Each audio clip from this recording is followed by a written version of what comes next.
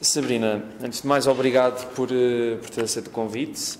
Obrigada eu. E obrigado por me apresentares este espaço maravilhoso que é a Galeria Germinal, que está incluída na Sociedade de Guilherme Cossul. Eu tive um problema, que é, tu estás envolvido em tanta coisa, que é muito difícil escolher só um caminho para falar contigo, porque eu quero falar de tudo e depois tenho medo de não conseguir falar de tudo o que quero. Mas vou tentar, vamos ver o que é que vai acontecer. Primeiro queria que me explicasses qual é o teu papel no documentário que o Miguel Gonçalves Mendes está neste momento a fazer sobre o Eduardo Lourenço. Obrigada, antes de mais, por este convite. O meu papel é de co-argumentista. Este argumento escrito a 6 mãos, com o Miguel Gonçalves Mendes, o Diogo Figueira e eu mesma. É um filme que ainda não foi totalmente filmado, estamos a terminar. Foi um filme feito com um sentido de urgência, sobre um grande, nosso maior pensador português vivo, o Eduardo Lourenço, e é filmado rapidamente, surge rapidamente, é escrito muito rapidamente e é uma homenagem que toma o título do livro do professor, O Labirinto da Saudade. É uma homenagem a um sentido múltiplo de ser português, que traz muitas questões. É um filme que se situa num ponto de reformulação daquilo que é a identidade nacional. É um filme muito preocupado, como é o próprio pensamento do professor Eduardo Lourenço, com a posição de Portugal na Europa e tudo o que isso implica, e também sobre a relação de Portugal com a comunidade lusófona, nomeadamente com o Brasil, que é muito próximo ao professor Eduardo Lourenço, onde ele inclusive deu aulas e viveu durante um ano. E este Brasil surge-nos pela Adriana Calcanhoto, que canta no filme, surge-nos pelo Gregório de Vivier, que é um jovem humorista que refrescou a língua portuguesa no Brasil, e outras questões. O professor também, a sua vivência em França, onde deu aulas a maior parte da sua vida, está muito presente também. E a questão da literatura, que ele, por todos os efeitos, ele é um escritor e sempre foi um grande conhecedor e escreveu bastante sobre a literatura portuguesa, muito próximo de vultos muito proeminentes quando estava em Coimbra, etc., e se envolveu em projetos coletivos. E estas marcas trouxe-as ao longo do seu trabalho, escreveu muito sobre o Pessoa, escreveu muito sobre o Pascoais, perguntou-se acerca de conceitos que são identitários da cultura portuguesa e da formação da Portugalidade, uma ideia de Portugalidade, como a questão da saudade, etc. E estas personagens surgem, a Sofia, que era uma grande predileta, a Lídia Jorge surge no filme, uma das suas referências também, e outras referências suas, o Virgílio Ferreira, o Sena, etc., surgem pelo poder do cinema, pela dimensão fantasmática de poderem surgir enquanto vultos e na presença das suas palavras, dos seus escritos. E o filme alheia-se completamente das marcas de realidade. Pretende ser um filme desenformado. É um filme que é difícil de categorizar. Um pouco como todos os outros filmes do Miguel Gonçalves Mendes, não é? Sim, sim. O Miguel é alguém que gosta de fazer homenagens, não é? Esta homenagem sucede-se a várias outras e tem sempre a ver e suporta-se sempre com uma relação muito íntima com os sujeitos retratados. Eu acho que o Miguel é muito generoso, francamente, e procurou sempre estar à altura da pessoa que estava a retratar. E este é um retrato onírico, de alguma maneira, é também para nos, nesta entrada numa dimensão fantasmática, que tem como pano de fundo uma quinta lindíssima, que é um hotel, um palácio em Coimbra, onde estivemos todos numa espécie de tempo superior E esta ideia de alheamento vai estar presente no filme. O espectador entra num universo onírico que se presta a todo o tipo de situações possíveis que se sucedem e que não deixam de integrar questões que são reais e que têm a ver com a contemporaneidade e com o Portugal dos dias de hoje, mas que também se lançam numa aventura pelo Portugal passado, pelos descobrimentos, pela questão da história, por este Portugal histórico do qual ainda temos marcas hoje na nossa identidade enquanto povo, mas também lançando um bocadinho o caminho para o futuro e perguntando acerca das questões que atravessam a atualidade, a questão da União Europeia, a questão do papel da Europa, etc., a questão da moeda única, enfim, são tudo questões que estão em causa e que são de mais extrema urgência. E, de facto, Eduardo Lourenço tem que ser apresentado às gerações mais jovens. E talvez o cinema, para começar este filme, seja uma porta de entrada fundamental. Eu acho que vai ser um projeto muito interessante. Vai ser para estrear em 2017, 2018? Vai ser para estrear este ano, em setembro, em princípio. O que eu acho mais interessante na vida do Eduardo Lourenço é que ele, de facto, além de ser uma pessoa que investigou a fundo a identidade portuguesa e alguns dos maiores autores de língua portuguesa, é um autêntico cidadão do mundo, como tu estavas a dizer. O que é que foi mais interessante para ti como co-argumentista pegar na vida dele? Qual foi assim, um ponto maior de interesse para ti neste processo todo? Foi um processo muito acelerado, foi um processo intensivo mesmo. E foi para mim foi uma espécie de comprimido de Portugalidade concentrado. A maior possibilidade que este projeto me proporcionou quando estava a ser escrito foi precisamente o ter a possibilidade de me concentrar e ler tantos autores portugueses e tantas obras diferentes do início do século XX e do século XXI, e que me puderam dar uma ideia de que temos sempre pensado muito sobre isto. E este pensamento tem que voltar ao nosso interesse, sem cair nos falsos, e estas questões também nos assolam os dias, que é nos falsos patriotismos, nas questões.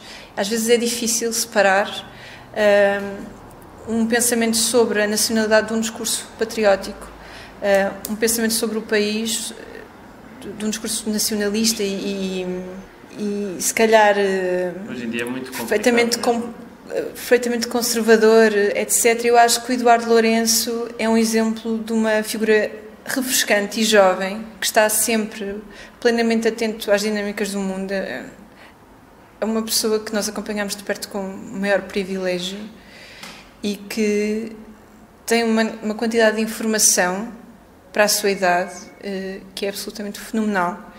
Lê imensos jornais de todo o lado, a cada manhã, e preocupa-se mesmo, tem uma genuína preocupação pelo estado do país e pelo curso das coisas em geral. E eu acho que é isso que também temos que aprender com ele, a pensar nas causas que estão acima de nós, nas causas coletivas, sem dúvida. É aproveitar, porque de facto eu também muitas vezes, quando penso no Eduardo Lourenço, fico muito tempo a meditar comigo próprio, a achar como é que é possível nós termos um tesouro nacional destes ainda entre nós e de facto, felizmente, vocês estão a fazer um trabalho que pela tua descrição vai ser, pelo menos eu vou estar lá na primeira fila na estreia, mas tentando falar também dos teus próprios projetos assinados por ti, só também como realizador, etc. Aqui em off estavas-me a falar de um filme que estás a preparar para a Real Ficção, que é sobre porque há muito material sobre a guerra colonial, mas eu acho que este é um aspecto, não sei se inédito, mas muito pouco explorado. Fala só um bocadinho aqui para as pessoas que estão lá em casa ou em qualquer lado saberem o que é que nós estamos a falar. Então, o projeto é um documentário de longa-metragem chamado Os Fotocines, e é basicamente sobre, ou fixa-se em primeiro lugar nas figuras, uma figura que para mim é algo heroica, que é a figura do fotocine. O fotocine é o nome técnico para aquele soldado que na guerra colonial portuguesa tinha a missão, em cada campanha, em cada batalha, etc., de fotografar e filmar os eventos. E este filme surgiu pelo meu interesse ao observar álbuns ou fotografias isoladas. Há pessoas que têm álbuns, isso já depende, de ex-soldados, que por acaso me eram familiares, e de perceber que havia uma crueza, havia uma nudez, uma explicitude, etc., contida nas imagens que as pessoas tinham em casa, ex-combatentes, que estava muito além daquilo que eu, enquanto espectadora, pessoa que consome publicações, imprensa, etc., tinha alguma vez visto sobre a Guerra Colonial Portuguesa. E quis saber porque é que era isso, porque é que havia tanta realidade, tanto horror, para todos os efeitos, nos álbuns domésticos das pessoas, e porque é que ainda se continuava de alguma maneira a branquear uma guerra colonial que durou 13 anos em várias frentes e que traumatizou muita gente.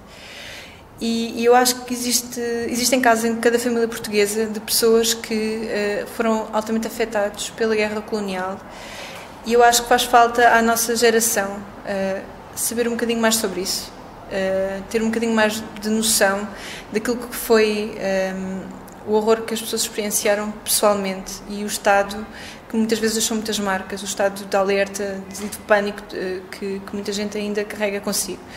E estas fotografias, não querendo explorar essa dimensão de trauma coletivo por aí além, mas mais pela questão da própria fotografia, era exatamente isso que eu queria registar, e eu tenho que deixar isto como nota porque é uma preocupação que me acompanha muito ao longo deste processo, que é um processo muito demorado de pesquisa, mas o meu objetivo com o filme é falar sobre a alteridade da fotografia, o outro eu que se foi convocado pela necessidade de combater, por um lado, e portanto rejeitado num futuro quando as coisas mudam, e também, além de falar obviamente de uma guerra que a maior parte das pessoas era contra, não é?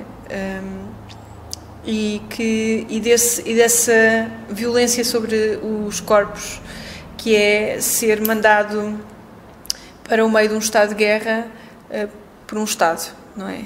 Que nunca mais te devolve aquilo que tu perdeste, que é muita coisa. E não tem uma questão universal, não é? Quer dizer, fala desta guerra, mas podia ser para qualquer outra, não é? Para todos os efeitos, sim, mas em relação ao caso português... não está muito desenvolvido, se calhar. Eu gostava de falar disto do ponto de vista dos testemunhos, que estão vivos ainda e que rapidamente nos vão deixar, porque as gerações progridem, o tempo passa, etc. E eu queria falar com pessoas. O filme é aquilo que eu chamo um filme de mãos, porque não querendo ser invasiva para com ninguém, aquilo que eu abstenho-me bastante de recolher rostos de pessoas que são facilmente transfiguráveis pelos estados de emoção, etc. Eu prefiro que as pessoas me guiem pelas suas próprias fotografias com as suas mãos e com os seus dedos e naveguem entre elas, apontando e falando sobre elas, mais do que qualquer outra coisa. E também quero falar sobre a relação que é guardar ou não imagens de um momento onde não queríamos ter estado, que não queríamos ter vivido, que só queremos esquecer, etc. Na maior parte dos casos. É basicamente disso que se trata, fazendo o elogio à figura do Fotocine, que era algo heroico, porque carregava duas armas para todos os efeitos, não é? Que é a arma com que se defendia e a arma com que documentou a veracidade dos acontecimentos, que era a câmara fotográfica ou de filmar, Fotocine, porque eles tanto fotografavam, não é, tudo em película, como filmavam 8mm, etc. Por acaso é de facto curioso pensar nessa expressão que tu disseste de ser um homem de duas armas, sendo que a arma visual e cinematográfica, fotográfica e cinematográfica, nos deixou marcas que até hoje continuam a fazer-se sentir, não é? Quer dizer, quando vês uma fotografia que retrata com tal brutalidade um determinado acontecimento da guerra colonial. Não gosto da expressão, mas é a forma como parece que aquilo nunca acabou e continua a fazer-se sentir, mesmo na nossa cabeça, de pessoas que nunca estiveram lá, não é verdade? Tu tens já conseguiste falar com alguma dessas pessoas, com algum desses testemunhos, e o que é que essas pessoas têm dito? Como é que tem sido a reação? Essa é uma grande questão, porque essa é uma questão que me acompanha muito, permanentemente. Como digo, esta ideia surge há uns anos atrás, talvez 2013, à altura em que eu estava a digitalizar os álbuns da minha família. Estava em casa de um tio avô, que foi à guerra e ele é, por norma, uma pessoa bastante extrovertida, e pela primeira vez eu vi-o debruçar-se em contemplação, silencioso, mudo, sobre um álbum que eu não percebi bem o que era, até ao momento em que percebi que era realmente o seu álbum da guerra. E depois daquele tempo todo de interregno, ele disse uma quantidade de coisas horrorosas que tinha feito lá. De alguma maneira, o que se passou ali foi uma espécie de confissão. Uma confissão que quase que dizia: não, eu fiz isto, mas eu sou o teu tio na mesma, etc. E aquilo pareceu-me um fenómeno interessante. Tive a certeza que muita gente quereria falar sobre as coisas que experienciou, que é a primeira forma de pedir desculpa a si próprios, de alguma maneira, não é? E a verdade é que muita gente ainda atualiza estas fotografias. Muitas pessoas têm álbuns, outras não têm, porque continuam a ir, é muito comum, isto, continuam a ir aos almoços de convívio, exatamente, de ex-combatentes. E por isso, nessas ocasiões em que as pessoas têm uma camaradagem incrível, porque no fundo foi da defesa da vida em comum o que se tratou lá, e ficam com laços e com uma unidade para sempre que nós nunca vamos conseguir perceber. E mesmo que estejam afastados ao longo de um ano, quando voltam a reencontrar-se, ou mais tempo do que isso, mas quando voltam a reencontrar-se, existe este laço incrível de uma amizade sem paralelo. E estes fenómenos também me interessavam imenso, e eu tenho falado com muita gente acerca disto. Se pessoas que progrediram na carreira militar têm uma certa imunidade e não desvelam tanto sobre a sua dimensão mais afetiva e psicológica, as pessoas que foram convocadas muitas vezes muito novas para a guerra e que passaram lá algum tempo e sem grande preparação prévia, têm, por outro lado, muita sensibilidade para falar sobre este assunto, e é muito fácil que se tornem muito emotivos rapidamente e que falem das coisas mais extremas e experiências mais limite que tiveram. E essa é a parte em que eu tenho mais atenção. É exatamente isso que eu não quero explorar. Eu não tenho qualquer interesse em fazer um filme que vá relembrar aquilo que as pessoas quiseram durante tanto tempo esquecer. Nem sequer que as pessoas que vejam o filme e que tiveram o azar de ter que combater na guerra colonial sintam que lhes estão a entrar por uma porta que eles não querem. Pela intimidade adentro, de alguma maneira. E é por isso que eu tenho extremos cuidados ao longo deste processo, que tem sido bastante lento, para tentando recolher testemunhos que falem sobre a veracidade daquilo que se passou lá, que também me foque noutras questões que são menos a ver com os ex-combatentes, mas mais a ver com a fotografia em si.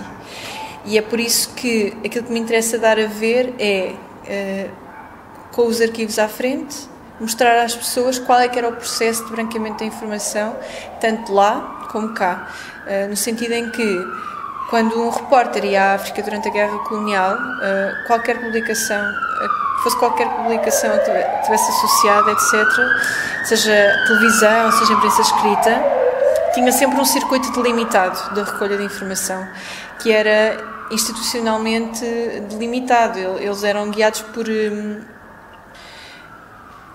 pelas pessoas, pelos próprios militares, para documentar um determinado perímetro.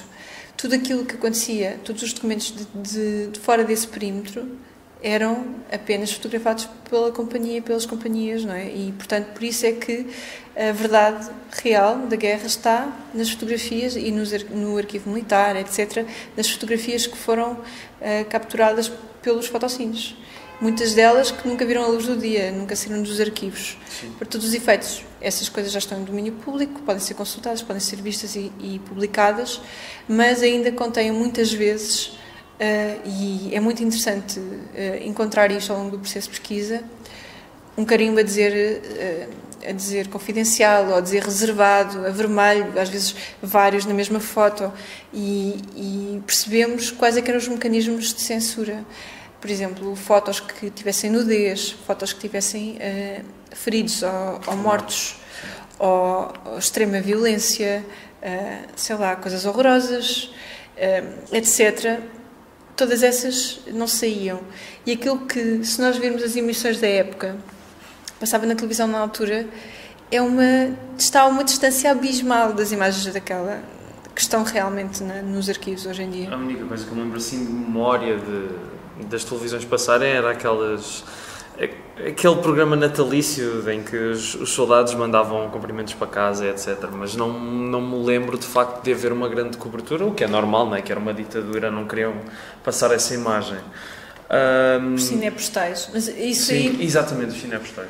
Para todos os efeitos, isso era muito comum, não é? Muitas Sim. vezes eles até avisavam a família que iam passar na televisão à hora X, e muitas vezes, em Portugal na altura não havia muitas televisões, era assim uma espécie de acontecimento, porque aqueles daquela companhia pertenciam a uma determinada aldeia, a aldeia juntava-se toda no café para ver aqueles soldados e tentar vê-los na televisão, etc., os seus, não é?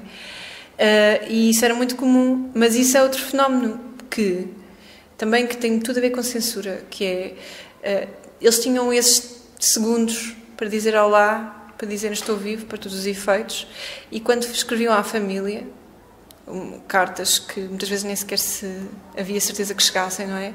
Mas nessas correspondências também existe um branqueamento que é auto-induzido, não é? Claro. É dos próprios soldados, eles queriam mesmo descansar a família, e todas estas dissoluções daquilo que é a verdade da guerra, daquilo que se passa realmente lá, por qualquer motivo que seja, acabavam por não plantar efetivamente em quem estava cá uma noção real daquilo que estava a passar lá. E por isso é que eu acho que continuaram a ir tantos jovens, muitos da mesma família, para a guerra. Sim, porque passava uma imagem que de facto não... Eu quando estava a dizer que os temas que tu estás a abordar são um bocado universais, não é dizer numa perspectiva de que o teu filme não é original, nada disso, acho muito pelo contrário. Mas de facto são situações que em todas as guerras se repetem um pouco, não é? A questão de se iludir as massas para uma determinada situação. E a Guerra do Vietnã foi um exemplo muito intenso disso. Exatamente. Mas de facto, olha, eu acho que é um projeto incrível e espero que corra tudo bem com ele. Agora queria passar para este espaço em particular onde nos encontramos e pela exposição que tu me apresentaste aqui, que creio que acaba no dia em que estamos a gravar, dia 29 de abril de 2017. Uma exposição de algumas fotografias feitas de modo artesanal, como tu me descreveste, pelo Francesco Giarrusso, estava a confundir a primeira parte com a segunda. É um tipo de iniciativas que de facto tornam este espaço muito interessante. Há sempre qualquer coisa aqui a acontecer, como estava a dizer. É um espaço muito ativo. E consta que vai haver aqui um festival, não é? Aqui uma coisa assim para breve, creio eu, muito, muito para breve, o Festival Reverso. Não sei o que é que podes falar por agora sobre isso. Nós estamos aqui na Galeria Germinal, que é a Galeria da Sociedade Guilherme Cossul. A Cossul é uma associação que já tem mais de 130 anos de atividade e que tem desde muito cedo estado ligada a várias artes, com especial ênfase na música e no teatro, mas que recentemente tem coletivos ligados a todos os tipos de artes visuais, a questão do cinema e do vídeo. Estão aqui representados pela colaboração da Paula de Walsh e da White Noise e também da Germinal. Temos aqui desenvolvido alguns programas de cinema e de vídeo, algumas parcerias com festivais, nomeadamente o Oblíqua, o Festival de Cinema Experimental e Videoarte, que acolhemos o ano passado. Tivemos aqui vários tipos de iniciativas de exibição gratuita de filmes obscuros, nomeadamente pela mão da White Noise, coisas que nós achamos que não têm espaço em Lisboa para ser mostradas e que gostávamos de ver em sala. Trazemos para aqui, para o auditório Raul Solnado, e convidamos toda a gente a juntar-se a nós, muitas vezes em conversa, bebendo um copo, a seguir, falando do filme, tendo sempre uma folha de sala, uma escrita original nossa, seja de quem for, ligada aqui a estes coletivos, para dar um bocadinho o contexto do filme. E pronto, tentamos fazer sessões personalizadas, trazer cá pessoas para falar um bocadinho sobre a sua experiência também. E é isso que vai acontecer agora no Festival Reverso, que é a terceira edição. É um festival que coordena todos os coletivos da Cossul, e há uma explosão de vida neste sítio, como não há nunca ao longo do ano. Centenas de pessoas passam pela Cossul. O seu nome completo é Reverso, Encontro de Autores, Artistas e Editores Independentes. Tem muita ênfase na literatura, existe declamação de poesia, existem exposições de trabalhos gráficos, existem debates sobre tradução, sobre edição, a presença de escritores, e depois existem acontecimentos musicais, acontecimentos ligados às artes plásticas e acontecimentos ligados às artes visuais pela mão da Germinal, da White Noise e da Paula de Walsh. Este ano, como o ano passado, vamos fazer 2 segmentos de exibições. O primeiro vai ser no dia 18, a partir das 17h30. 18 de maio. No dia 18 de maio, sim. No dia 18 de maio, a partir das 17h30, vamos ter a secção Apostas, que são jovens realizadores, programados por mim e pelo Ricardo Vieira Lisboa, curtas de nomes que estão a começar e que nós achamos que são novas apostas do cinema nacional e que normalmente convidamos para estar presente, e acontece, como aconteceu ano passado, coisas muito giras, como a partir desse momento depois os realizadores que não conheciam o espaço muitas vezes começam a seguir e a aparecer e a conversar sobre outros filmes, etc. E depois, no dia 20, vamos ter a sessão dos novos videoensaios, como o ano passado também tivemos. Este ano eles vão ser exibidos na sala Raul Solnado também, e basicamente o Luís Mendonça da Paula de Walsh, e também colaboradora da Germinal, fez um curso livre que já é habitual seu, na Nova, na FCSH,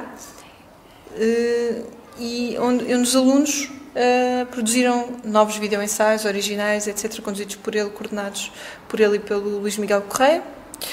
E vão ser exibidos aqui em sala, convidando também os autores para estarem presentes, falarem um bocadinho sobre aquilo que está por trás dos filmes.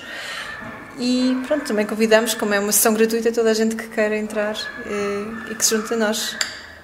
É uma iniciativa de facto muito dinâmica e como a maior parte das coisas que tu fazes, que não gosto da expressão fora de série, mas acho que se enquadra, porque há muita coisa que acontece em Lisboa, mas há poucas coisas tão especiais como as que passam por aqui. Eu tenho pena de não passar mais vezes. Mas falando no coletivo White Noise, vocês têm feito várias iniciativas, uma que também gostava de muito ter ido, que foi a sessão do Brown Bunny do Vicente Galo, mas agora vocês vão preparar uma sessão especial na Cinemateca com o Indie Lisboa. Pelo que eu percebi, pelo que tu me contaste, estás com grandes expectativas à volta desse evento. O que é que nos podes dizer sobre isso? quando a emissão foi para o ar, o evento já se passou. Exatamente. Com pompa e circunstância, como se espera. Então podemos já falar numa perspectiva de futuro. Correu muito bem, não foi, Sabrina? Correu muito bem, foi extraordinário. Contámos com a presença do Daniel Burt, um investigador inglês que se especializou em cinema polaco e que esteve presente na Cinemateca Portuguesa para falar sobre o Zulawski. On the Silver Globe. É um filme de 88 que tem agora uma cópia restaurada. Foi muito pouco visto em Portugal e é um filme extraordinário. É um filme com um impacto visual inesquecível e que vai ser passado na Cinemateca agora no dia 4, no âmbito do Indie Lisboa, do qual nós somos programadores adicionais, e nós, a White Noise. A White Noise somos 3, eu, o Miguel, o Patrício e o Carlos Carrilho. E somos um grupinho de malucos que também, colaborando com a Paula de Walsh, gostamos de ver cinema esquisito. É essa toda a premissa, não é? A definição é nós dizemos que mostramos o melhor, o mais doente e o mais escondido do cinema de alguma vez feito. Portanto, se quiserem ver programas malucos, é com White Noise. Nós colaboramos como colaboradores pontuais também com o Motel X e fazemos as nossas sessões próprias aqui na Sociedade Guilherme Cossul. Olha, muito bem. E falando de outra iniciativa de cinema com que tu estás envolvida, que é o Ciclo Género e Identidade, que está no Unimas todas as quartas, não é verdade? Quartas, terças? Não é todas, de vez em quando. De vez em quando, às quartas-feiras, até julho. E tem uma seleção de filmes bastante diversa e muito bem escolhida, porque vai a vários polos do cinema e consegue falar de vários temas à volta do centro da vossa questão. Foi muito difícil para ti? Aliás, o que eu queria perguntar primeiro é se foste só tu que escolheste ou foram várias pessoas? Não. Esta é uma iniciativa do Instituto de História da Arte da Universidade Nova, do qual eu faço parte, e do qual fazem parte também o Luís Mendonça, o Bruno Marques e a Mariana Gaspar, que são os meus co-programadores neste ciclo. São 2 meninas e 2 meninos a disputar sobre questões de género, e é uma programação coletiva, como as melhores coisas, na minha opinião, na vida. Sim, é bom debater sobre estas questões que para nós são essenciais na sociedade contemporânea para a construção da sociedade, e quisemos fazer um ciclo em que pudéssemos, ao longo de várias fases, abordar temas que vão desde definições de feminino, subjugação, violência e todo o tipo de questões ligadas aos preconceitos de género e de identidade, à procura de definições mais amplas e mais livres, na companhia de pessoas que são sempre, porque temos sempre convidados, 2 ou 3 convidados por sessão, para debater os filmes em questão, depois da sessão, e pronto, e temos contado com pessoas que nos têm agraciado com a sua presença e que têm sido ótimos caminhos para pensar sobre todas estas questões. E isto é também uma coisa que nós fazemos questão de lembrar, é também um call for papers do Instituto. Estamos a aceitar papers sobre género e identidade que vão ser revistos por nós somos a comissão científica desta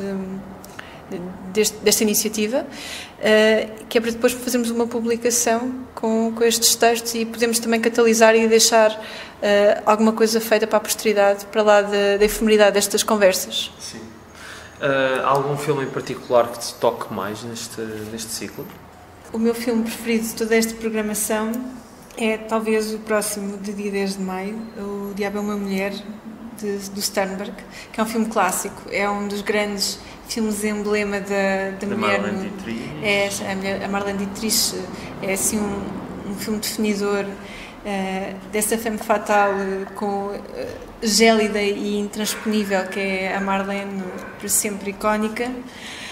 E é também um filme que inaugura uma sobranceria da mulher sobre o homem, e que reverte e dá completamente a volta à figura da femme fatale clássica, e dá um protagonismo genial à mulher, quase como se ela comandasse toda a gente, apesar de ser um filme realizado por um homem que é completamente obcecado por ela, que é o Sternberg.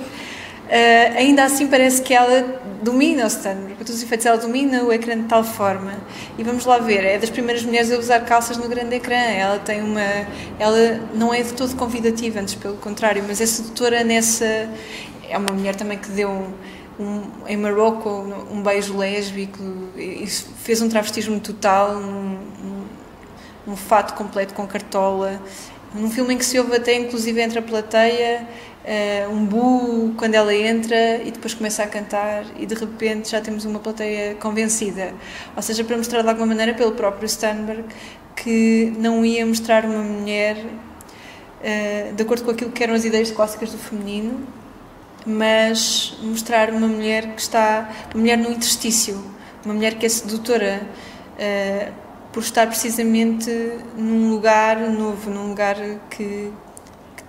onde também existe muito masculino e que é um desafio para esse próprio masculino. Eu lembro-me de um filme que eu adoro com ela, que é o do Alan Dwan, que é o Manpower também, em que ela tem um papel extraordinário, a Dietrich, e para sempre inesquecível. É uma das minhas grandes preferências no cinema. E também da Inês Lourenço, que é da Paula de Walsh, que vai estar a comentar o filme, entre outros convidados. Vai ser uma sessão só de meninas e, portanto, faz todo o sentido. Vai ser incrível. Mas faz todo o sentido, e de facto a Marlene Dietrich também é uma daquelas figuras icónicas que também sempre me impressiona. É de facto os filmes dela, principalmente este e filmes como Morocco ou mesmo o Expresso de Xangai, sempre que há uma aparição dela nos filmes do Sternberg ou nos 2 ou 3 filmes do Lubitsch que ela fez, de facto tu pensas, isto parece que foi feito, em termos de rebeldia, parece que foi feito hoje. Que na altura era uma figura como a Dietrich, de facto era única, e de facto ainda hoje... Só a Greta Garbo talvez tenha sido a única figura. Sim, mas é diferente, quer dizer, eu creio que a Greta Garbo, do que eu conheço dos filmes dela, a partir do momento em que ela começa a falar nos filmes, a coisa atenuou um bocadinho. E na Dietrich nunca senti isso, senti que ela a cada novo passo que dava estava ainda a ser mais rebelde do que no anterior. E de facto O Diabo é uma Mulher é um filme incrível, e vocês têm outros filmes, o do Lubitsch também, Uma Mulher para Dois, o filme do Mikio Naruse, é um ciclo que tem de tudo para todos os gostos. E pronto, não sei se queres dizer mais alguma coisa, estamos prestes a acabar. Eu vou falar de 2 coisas. Vou falar de um programa no qual eu estou também envolvida neste momento em programação adicional, que é com uns miúdos muito simpáticos em Barcelos, que se chama Marte, que é um encontro de artes visuais, organizado pelo Artur Durão, muito interessante, e no qual eu faço uma espécie de extensão adaptada deste ciclo, de género e identidade, levando filmes que têm a ver com estas problemáticas queer, transexualidade, etc, e que vão contar este mês de maio também, com o comentário do Luís Mendonça e do Ricardo Vieira Lisboa. E depois, quero falar também de uma iniciativa que está a entusiasmar muito outra pessoa que tu conheces, que é o Francisco Rocha, do My 2000 Movies, em que eu vou colaborar com o Francisco numa espécie de homenagem dupla entre nós ao centenário da Revolução Russa, fazendo um ciclo de sci-fi soviético, que é o meu tema de investigação da tese de doutoramento, e que é um grande entusiasmo para ele, e portanto ele vai fazer o seu trabalho arqueológico fora de série, de encontrar títulos raríssimos. E para além dos Tarkovskis desta vida, não é? Não, vamos mais Sim, muito além além, sim. Para a frente e para trás. Estou a dizer é que muitas vezes na ficção científica russa as pessoas que não conhecem muito reduzem só ao Solaris e ao Stalker. Estou a dizer é que há um mundo para descobrir, isso de facto é incrível. A ideia é nós tentarmos, pelo menos para começar agora do ponto de vista soviético, dar um bocadinho do retrato daquilo que foi a ficção científica, que é uma coisa que também me ocupa muito, os estudos na Guerra Fria, e portanto ver o que é que a corrida espacial fez ao cinema, tanto de um polo ideológico como do outro. Na América já sabemos que é a explosão da série B, não é? E da literatura fantástica, e que já existia, não é? Mas que se explode completamente. Teve uma outra... E que nos deu coisas extraordinárias e que trouxe ao espaço doméstico esse entusiasmo pela corrida espacial e por tudo o que tivesse a ver com o universo do cosmos. E do outro lado da ideologia, não é? Na União Soviética tínhamos o mesmo a passar-se, mas por causa de todas as questões e mais algumas, muito mais contido e talvez nos tenha sido muito menos próximo. E temos pouca percepção, como estavas a dizer, daquilo que se passou lá. No entanto, a verdade é que, muitas vezes não traduzidos, existem N títulos absolutamente incríveis de filmes que têm a ver com esta a questão espacial, que é a saída do homem da Terra, não é? E uma coisa perfeitamente nova nesta altura, muito mais banal para nós hoje em dia. Exatamente, mas que nesta altura convoca uma série de questões filosóficas e existenciais que são tratadas nestes filmes. Às vezes o Chico põe coisas lá no blog, mas agora vai ser de uma forma organizada, com textos meus, e a ver se conseguimos também fazer coisas em sala, um bocadinho assim, off the record, mas pronto. Tem que haver um bocadinho de espírito punk nestas coisas, como há aqui sempre, não é? Tudo que é para dimensões didáticas e pedagógicas, etc., informativas da comunidade em geral. Pronto, nós admitimos que somos uns piratas e uns punks, mas fazemos as coisas e eu acho que é importante preservar isso. É a única maneira de levar informação às pessoas, não é? Information wants to be free. Exatamente. Mas, olha, falando de ficção, ficava aqui a falar de ficção científica durante horas, que é uma das minhas paixões, mas já te tira muito tempo de vida e está um dia lindo, vai aproveitar. E obrigada. Muito obrigado, Sabrina. E olha, eu sei que isto é só uma pequena parte de todas as coisas em que tu estás envolvida, mas creio que já dá para dar uma ideia de que tu estás em todas, basicamente. E pronto, olha, muito obrigado. Obrigada eu, Rui. Boa sorte com o teu programa.